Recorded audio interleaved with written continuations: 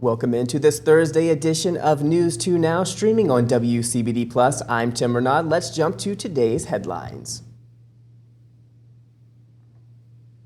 4th of July festivities are drawing big crowds here in the Low Country, and state and local law enforcement are working together to prevent a spike in holiday-related accidents. According to the South Carolina Highway Patrol, the 4th of July is one of the most dangerous holidays of the summer. It comes in the middle of the 100 deadly days of summer. That's a period between Memorial Day and Labor Day that usually sees an increase in traffic accidents. Additional troopers will be out on the roadways to deter dangerous driving and to respond to any accidents that may happen. Troopers remind drivers to move over if they see a disabled vehicle or emergency crews on the side of roadways. Meanwhile, local law enforcement agencies like the Isle of Palms Police Department are also preparing for more crowds this holiday. Officials say they will have additional patrols to handle the extra beach traffic. Now, you can visit countont2.com to hear about efforts to keep beachgoers safe this holiday weekend. And the heat is on, and hospitals in the Low Country are reporting an increase in surface burns this year. They say this is most likely to occur on the bottom of your feet from hot pavement or sand. As temperatures rise here in the Low Country, popular summer spots can become dangerous quickly. Specifically, playgrounds can pose burn risks as metal and plastic equipment can reach scorching temperatures. When you are at the pool, you are often barefoot, and doctors say that can leave your feet exposed to extremely hot surfaces around the pool. Pavement and sand baking in the sun can trap heat, which means those surfaces become very hot very quickly.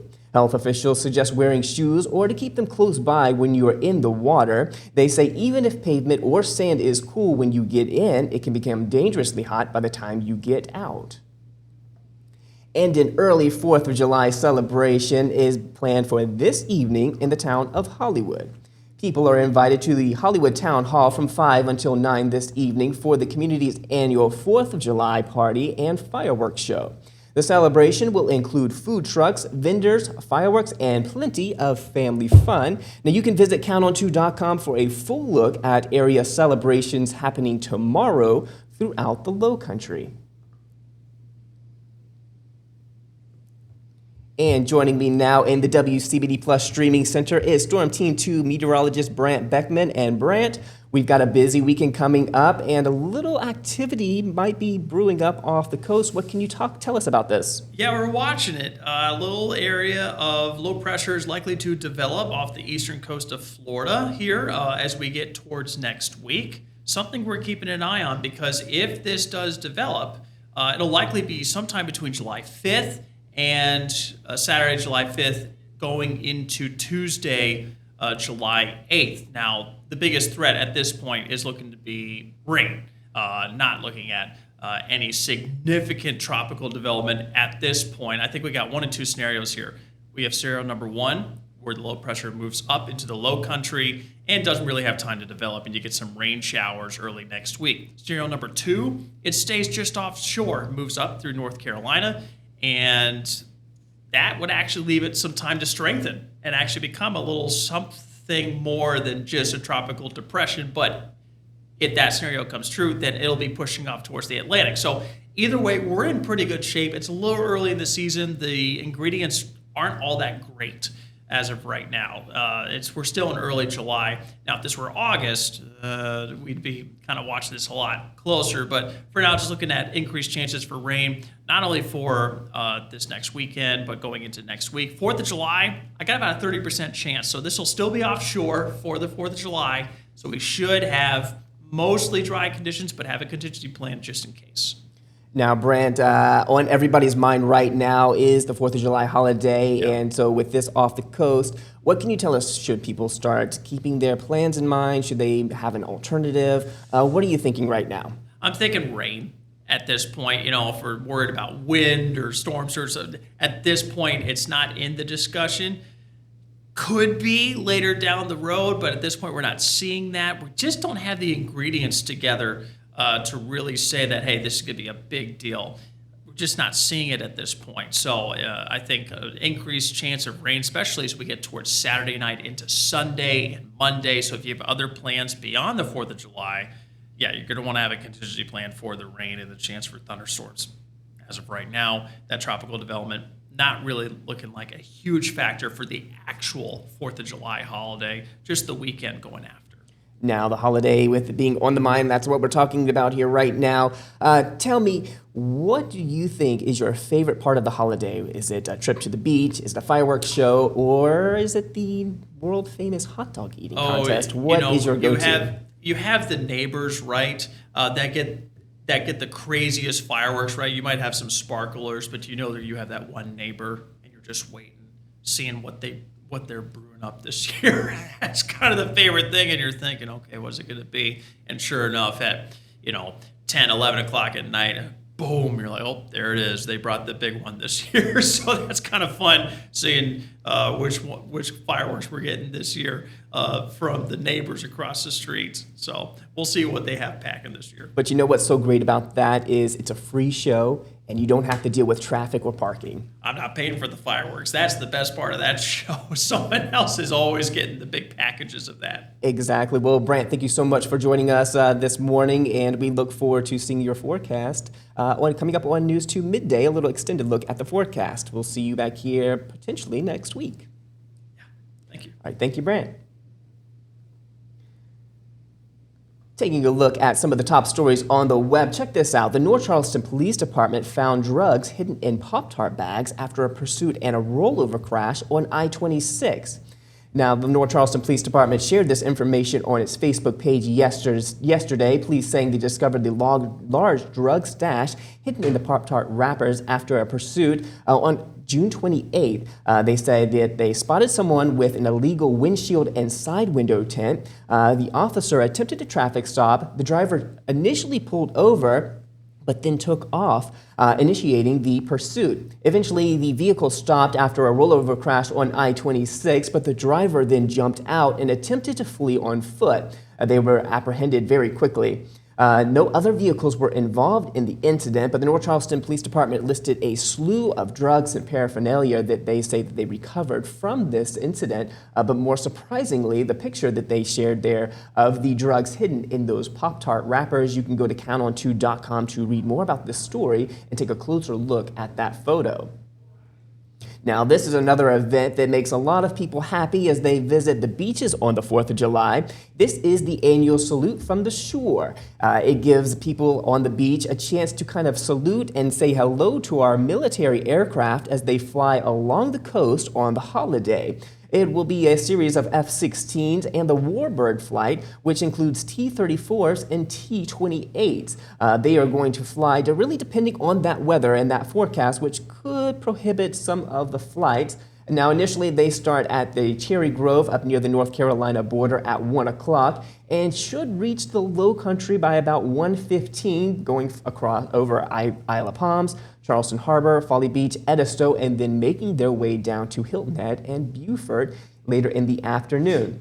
Again, their flights are dependent on weather, and the demonstrations, if you want to get out early, these times are approximate according to the organization. So you can go to counton2again.com, take a look at those flight times, but they recommend getting out to the beaches a little bit early, get in place so that you can see these if they have to fly a little bit early.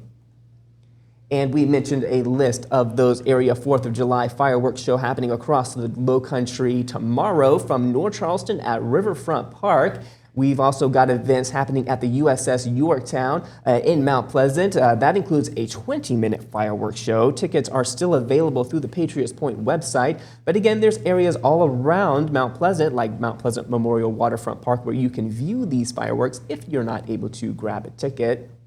And over in Goose Creek, the fabulous 4th on the Creek will kick off at the Municipal Complex at 6:30. It includes music, food, free activities for children, and of course, that fireworks show.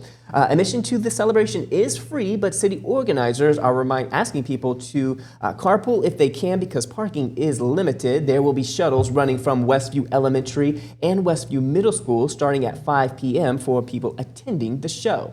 And in Murrells Inlet, a fireworks display over the waterfront is scheduled for Friday night. There will be live music and plenty of fun along the Murrells Inlet Marsh Walk.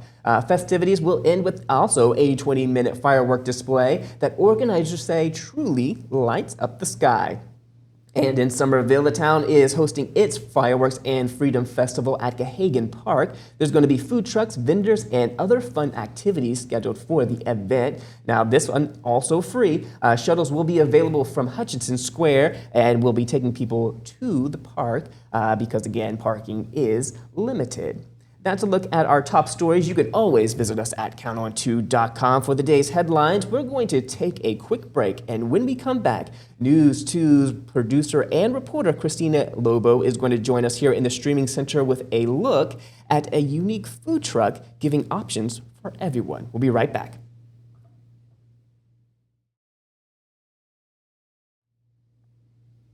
Welcome back to News 2. News 2 now on WCBD Plus, and joining me here in the streaming center is award-winning producer and community reporter Christina Lobo. And Christina, you recently did a story that aired yesterday on a food truck that's offering some unique food options for people in the Lowcountry. What can you tell us about this? Yeah, so I met with Renee DiLorenzo. She had celiac disease for about 15 years now, and she also has a peanut and soy allergy. So she kind of took it upon herself to remake some of these recipes that she can enjoy and also others out in the community. Now, Christina, where did you learn about this story, and are there any locations that people can find this food truck? Yeah, so I learned about the story just kind of all over social media, but that's where you can catch all of her stuff too. She posts it on her Instagram. It is Gluten-Free Gourmet Hub, and she has a website as well where you can take a look at the menu. She has amazing options that I feel like I need to try. She has a chicken parm sandwich. She has what she calls the Med Bliss, which is mozzarella, basil, and a little bit of everything. So she has a grab and go section where if you're unable to actually go, you can stop in by Mixing Kitchen and grab some options as well if you're not able to make it to the food truck. Now, you were talking to me about this story a little bit yesterday, and kind of interesting how you were telling me that how the food is prepared and distributed to folks. So what can you tell us about that? How is the food prepared? And then give us a little bit more about how those grab-and-go meals and how you can obtain those. Yeah, so what she does is she works out of Mixing Kitchen currently.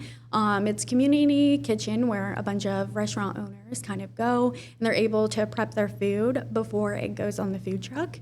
And she really works at making sure that people are not cross-contaminating anything. And she has her own section. She cleans it off. She uses all of her own material. So she's really making sure that she is being prepared and cautious because you know how daunting it can be to go into a restaurant and sometimes you're unsure about what you can order or what they're cooking with. So she says, you know, if she can't eat this stuff herself, she's not going to put it on her food truck.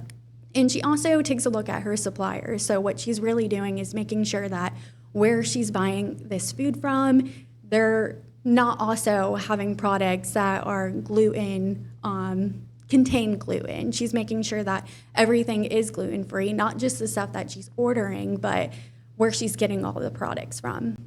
Well, folks can visit counton2.com to watch your story now. It was posted yesterday, so it's out there if people want to get to know this new food truck and all of its offerings. You've also got kind of a bullet point of some of those menu offerings that you listed here. Now, Christina, before we let you go, I want to kind of talk to you. You are a longtime producer here at News 2. You are a West Ashley native, and you've started doing some community reportings over the past couple of years. Now, how does it feel to be a longtime producer now doing reporting in your hometown? I think it's just so special. It makes the stories in the community mean that much more. I mean, you grow up in an area, and it's one thing to cover all of the big news stories, but it's another thing to be a part of the community. You're growing up. We have so much history here in Charleston. We have the Emanuel 9, where so many people were tragically impacted by that shooting. You have the Charleston 9. But then you have like fun stories where we talk about like our haunted history, where we've gone on, field trips and learned about all this stuff, or Patriots Point, that's right outside of our station. And then you're growing up with people in the community that are just excited to share the stories with you and kind of talk about what's going on. Well, Christina, it's always been so nice. You've been here about as long as I have. I think you joined the News 2 team a little bit before me, so congratulations on such a long time being at such a place that we all love and that we've grown up with. Some really great reporting from you on counton2.com, so we look forward to seeing what else you bring to us in the future. Now, we're going to take a quick break, but Christina, if you will stick around, we're going to come back and we're going to take a look at some viral video moments on the web. We'll be right back after this.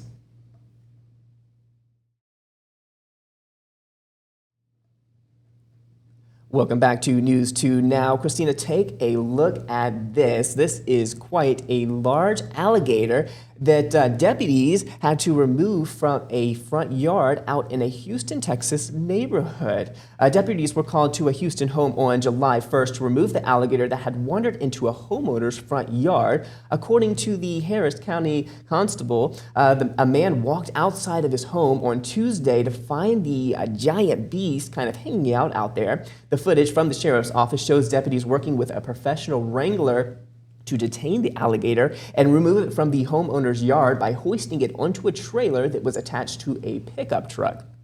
Now, Christina, life in the low country, these kinds of alligators are not too uncommon. I know that you've had some experiences and done some stories on alligators wandering into peculiar places.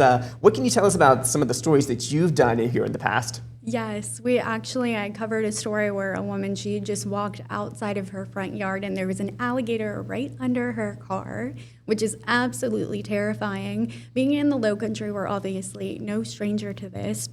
We have alligators sometimes outside our pond out at News 2, so it's just something to be very cautious about. Maybe take an extra step when you're walking out that door, check and see if there's an alligator under your car as well. But absolutely terrifying. That's the one thing that is, I think, the big takeaway is take a look under that car, maybe a few feet away. I never think about that when I'm leaving. I'm just wondering, all right, I'm going to have to deal with traffic today. Are there going to be crashes along the way? Am I not really thinking, oh, there might be an alligator underneath my car? So some good advice there is don't be so quick to rush outside if you live in a coastal environment like this, because there might be quite a big friend there waiting for you before you head out the door. And take a look at this. There was a pig on the run along I-26 in the upstate. This is from the South Carolina Highway Patrol. Troopers had an interesting call for service when they had to save a pig from the middle of the interstate. Highway Patrol shared video of the incident from their dash cam showing troopers trying to wrangle the small brown pig in checkpen. Troopers said that they arrived to find the pig sitting in a median on I-26, but the animal would not move. In any attempts to capture the animal, the pig just kept taking off and running away.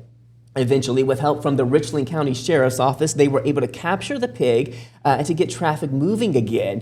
Christina, we've seen a lot on these highways around here. Mattresses, crazy crashes, people doing kind of interesting things, tires along the way. But have you ever seen something like this where a pig is kind of just impeding traffic? I don't think I have seen a pig, but I think we have covered stories where we have seen animals on the loose right on our interstate. Very interesting. Kind of makes me think of the little rhyme, "This little piggy went to the market." So I'm wondering where this piggy was heading to. He was headed somewhere interesting, I would hope. But excuse me, something like this, you talk about seeing other animals on the roads. We've seen deer on the roadways. That's pretty common, but I'm not exactly sure how I would interact or react if I saw a little brown pig just kind of chilling on the side of I-26 on my way to work in the morning. But some pretty interesting video. If you haven't seen this video in full, I recommend going to the South Carolina Highway Patrol's Facebook page and watching it. The guys who were sitting in this patrol vehicle were getting quite a chuckle watching their fellow troopers try to wrangle this pig and get him to safety. But a good time out there for Highway Patrol. But good to know that the pig ultimately was safe. Officials said that a Richland County deputy who jumped in to kind of help troopers wrangle this little guy actually took him to a family member to kind of be safe and live out its time, for now at least. A cute story there. And take a look at this. This story comes to us. Teamwork proving to be, a bomb cyclone damaged a Tasmanian devil sanctuary out in Australia. An Australian wildlife conservation sustained damage as a bomb cyclone hit the New South Wales on Wednesday. Now, authorities out there had issued a severe weather warning advising about damaging winds and heavy rainfall across the region.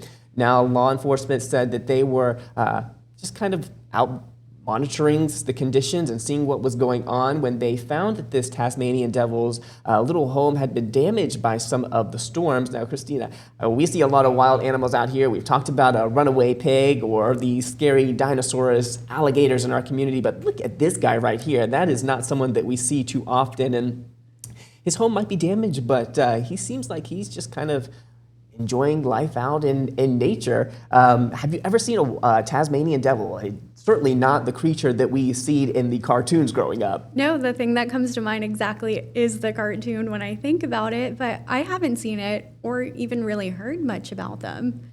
I agree. Now, this was interesting. Now, the footage was uploaded by the Aussie Arc, showing the Tasmanian devil surrounded by piles of snow falling on and fallen trees, which had damaged their conservation. Now, it's kind of interesting for us in July to be talking about snow, but of course, this is on the opposite end of the world, where they are basically in their opposite season. So while we're dealing with extremely hot temperatures, they're dealing with a little bit cooler temperatures, and this little guy, I can't get past that little face, just kind of enjoying his surroundings and taking it all in right now. I know, I guess the one thing we have in common right now is this rainy weather. That's what comes to mind when I think about it. But when you're just looking at this video, it just makes me think about how can we help these animals out there, and can we get them on Pets On too? Absolutely, that would be quite an interesting segment. Now, think about the interesting animals that you've seen throughout your life. What do you think is the most interesting that you've actually seen, whether it's in nature, in person, or at the Riverbank Zoo, perhaps? Yes, well, my favorite animal, I would have to say, is an elephant. So I've seen them. I actually went to India, so that has been my favorite place. But, when you go to the zoo, there are so many wonderful animals there. I think giraffes are always fun to see. At the aquarium, I know they used to have the pink ones, so that was always cool because obviously they're not home to South Carolina. So it's good to get a sneak peek and kind of see the animals that aren't, natives to our area, but that we get to take a glimpse at. Yesterday on the show, we were kind of talking about otters and how the otters used to be at the South Carolina Aquarium. And we also mentioned the albino alligator that they had for some time out there. Quite interesting. It's cool to be able to finally see these places. And I said yesterday that it was nice to see them, but it was nice to see them behind that thick glass where I knew that I was at a safe distance. But I would love to know the backstory about Tasmanian devil and the sanctuary out in Australia. I wonder how many of them are in this conservation, and I really, hopefully that nature will heal itself and restore their little home because, kind of going to be when we go through severe weather and homes are damaged, we jump in to rebuild, and neighbors come together to just kind of help restore communities, but you don't always get that with animal communities. Absolutely. And then obviously in a sanctuary where we're not as familiar with these type of animals here, so it would be interesting to see, how do they readjust when weather events like this happen, or when, a bomb cyclone damages the area. How do these animals react? I think that's a story to be told, and hopefully we will find out. That's all the time we have for this edition of News 2 Now. Thank you for joining us. We will be back here tomorrow morning for a 4th of July edition of the show.